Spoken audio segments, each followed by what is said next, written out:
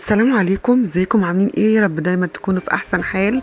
كل سنه وانتم طيبين. طبعا رمضان يعني كل يوم لازم نعمل حلويات. النهارده نعمل مع بعض قطايف، من اول ما نعمل العجينه لغايه ما نحشيها ونقليها كمان بطريقه سهله جدا وبسيطه من غير ما نشتري من بره القطايف ولا اي حاجه. انا هنا جبت كوبايه ونص دلوقتي ميه دافيه، كانت الميه سخنه وحطيت عليها نص كوبايه ميه ساقعه، كوبايتين ونص من الدقيق، ونص كوبايه من دقيق السميد، وكمان معلقه خميره ومعلقتين سكر ورشه ملح، وكمان نص معلقه او ربع معلقه من البيكنج صودا. وقلبت كل دول كويس جدا مع بعض بالمضرب.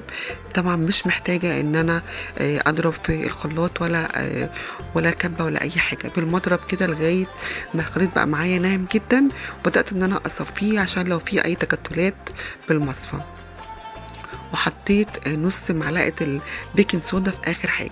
وبدات اوريكم طبعا دلوقتي الخليط بقى لما صفيته بقى ازاي. هسيبه يختمر شويه، وبعد لما اختمر بقلبه طبعا عشان الفقاقيع اللي موجوده فيه. وابتدي بقى اجيب جريل او طاسه وتكون سخنه، وانزل بقى بالقطايف بتاعتي على الطاسه. انا كان عندي السبنسر بتاع القطايف، بس طبعا ما رضيتش اعمل بيه عشان الناس اللي ما عندهاش السبنسر ده. ممكن تحطي في ازازه او تحطي في الشفشق زي ما انا حطيت كده، يكون ليه بوز، وتبداي تنزلي على قد القطايف اللي انت عايزاها، تكون عصافيري او قطايف كبيره على حسب الحجم اللي انت عايزاه. وطبعا انتوا شايفين التسويه عامله ازاي. بننزل بالقطايف، والكل لما تلاقي الدقيق كده العجينه بتاعتك بدات تعمل فقاقيع كده زي ما انتم شايفين، بدات تختفي، تبقى خلاص القطايف بتاعتي استوت وبقت جاهزه كده. بعمل معاكم كمان كام واحده عشان تشوفوها. شايفين الفقاقيع اللي بتطلع على وش القطايف دي؟ هتلاقيها اختفت خالص في الاخر، تبقى كده خلاص القطايف بتاعتي اكتملت سواها. شايفين جميله جدا وحلوه. طبعا ولا هنشتري من بره ولا اي حاجه، نوفر حاجه بقت غاليه طبعا جدا. ودي الكميه كلها اللي انا عملتها من الاتنين كوبايه ونص من الدقيق، وما كلفوناش اي حاجه.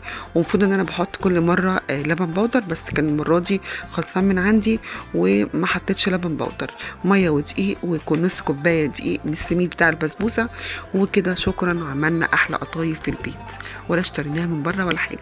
انا هنا بحب احشيها التمر، البنات بيحبوها بالتمر، وحبيت اعمل كده شويه من كام واحده كده محشيين من المكسرات بقى، او فول سوداني او زبيب وجوز الهند مع بعض. حطيت عليهم معلقه عسل وقلبتهم مع بعض، بدات ان انا احشي بيهم. وهعمل شويه فاضيين، لان برضو عندي واحده بتحب المحشيه والتانيه بتحب القطايف فاضيه. الفاضيه بقى هعملها زي القرطاس كده عشان افرق بينها وبين المحشيه اللي انتوا شايفينها دي. وهنا اللي محطوطه فيها المكسرات، واللي في النص دي التانيه الاكتر اللي هي محطوطه فيها التمر. انا بدات ان طبعا اجيب شويه زيت، مش هكتر طبعا زيت عشان الزيت غالي، شويه كده صغيرين على قد اللي انا هقلي فيه القطايف عشان ما تفيدش مني الزيت.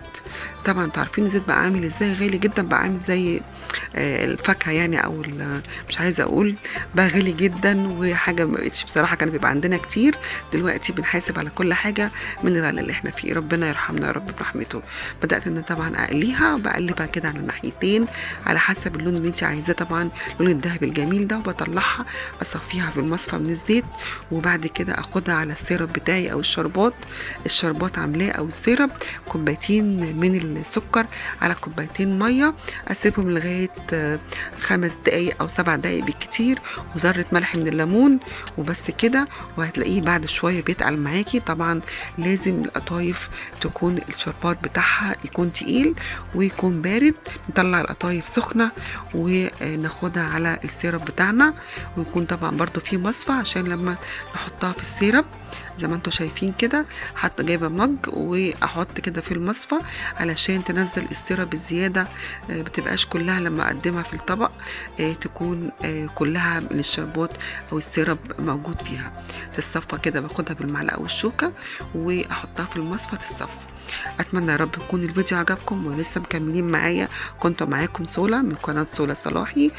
طبعا اي حد ضيف جديد منورني وعلى راسي، وبتشرف بوجوده معايا في القناه، وكلكم طبعا اخواتي بحبكم في الله. اتمنى يا رب يكون الفيديو عجبكم، ولو لسه جديد على قناتي اتمنى تاخدوا جوله في القناه وتفعلوا الجرس للكل عشان ان شاء الله يوصل لكم كل جديد من عندي.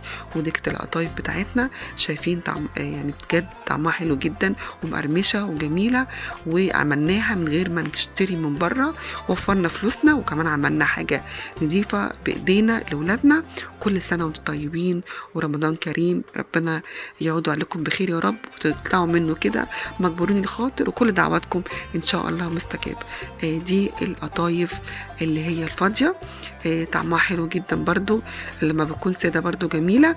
واللي هي المحشيه دي اللي هي محطوطه بقى فيها المكسرات او السوداني او التمر، بتبقى طعمها حلو جدا بالتمر. جربوها هتعجبكم وتبقى جميله جدا. واتمنى يكون الفيديو عجبكم، واشوفكم على خير ان شاء الله في فيديو جديد. والسلام عليكم ورحمه الله وبركاته.